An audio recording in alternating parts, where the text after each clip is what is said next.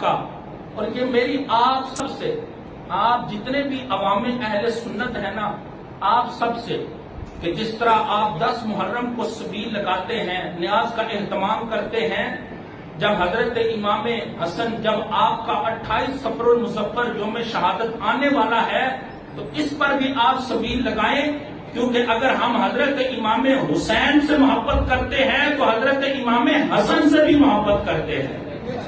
اور میں اس لیے آپ کا ذکر کر رہا ہوں کہ کل قیامت کے دن جب آپ کو شفاعت کا اذن دیا جائے گا تو بڑی امید ہے یہ جو محبتیں لے کر آج میں اور آپ جہاں پر بیٹھے ہیں نا، یہاں پر مسجد کے اس پاکیزہ ماحول میں، اگر اس محبت کو ان شہزادوں نے قبول کر لیا تو ہمارے حق میں بھی شفاعت فرمائیں گے۔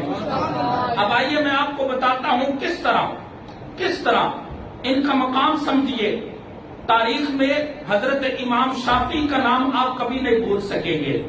حضرت امام شافعی کا جب جنازہ اٹھایا گیا، آپ ذرا توجہ آپ نے رکھنی ہے، حضرت امام شافعی کا جنازہ اٹھایا گیا تو آپ کی یہ وصیت تھی کہ اس وقت کی جو سیدہ تھی ان کا نام تھا حضرت نفیسہ رضی اللہ تعالی عنہا۔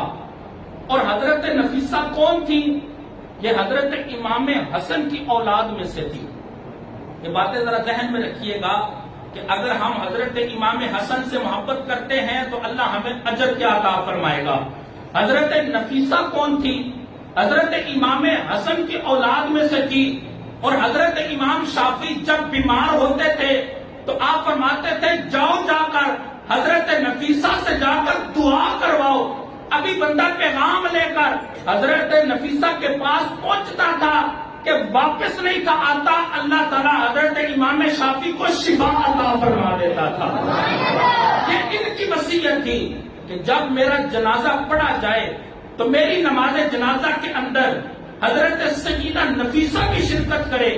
اب حضرت سیدہ نفیسہ کیونکہ یہ خاتون تھی، باپردہ تھی، نماز روزہ کرتی تھی، جب آپ کا وصال ہو گیا تو آپ کے جنازے کو آپ کے گھر کے قریب رکھا گیا، آپ نے اس میں شرکت فرمائی۔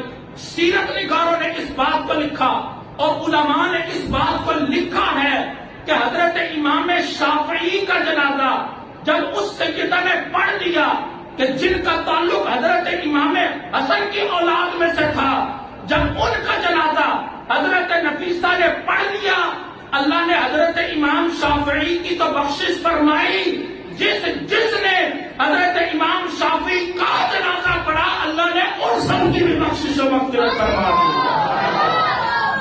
اچھا، لاہور میں داتا صاحب کا عرس پاک ہو رہا ہے۔ آپ جانتے ہیں کہ حضرت داتا صاحب کن کی اولاد میں سے ہیں؟ حضرت داتا صاحب بھی اولاد ہیں تو حضرت امام حسن کی اولاد میں سے ہیں۔ دب کر کہیے سبحان اللہ۔